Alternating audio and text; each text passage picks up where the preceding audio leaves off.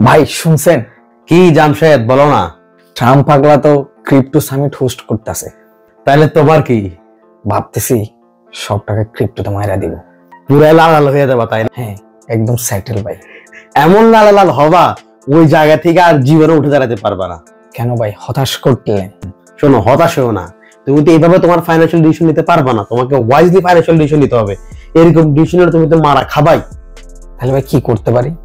Simple, তোমাকে wisely তোমার টাকাটাকে ম্যানেজ করতে হবে। সব টাকা এক জায়গায় ইনভেস্ট না করে তুমি কিছু টাকা ক্রিপ্টোকারেন্সি ইনভেস্ট করতে পারো, কিছু টাকা তুমি এগ্রিকালচার ইনভেস্ট করতে পারো, কিছু টাকা তুমি সম্পদ এক্সের লং টার্ম ফান্ডে ইনভেস্ট করতে পারো, কিছু টাকা তুমি ইনভেস্ট করতে পারো তোমার নিজেকে আপগ্রেড করার জন্য, নিজের জ্ঞান, নিজের স্কিল বাড়ানোর জন্য, এবং কিছু টাকা তোমাকে রেখে দিতে হবে সেফ জায়গায় ইমার্জেন্সি ফান্ড হিসাবে।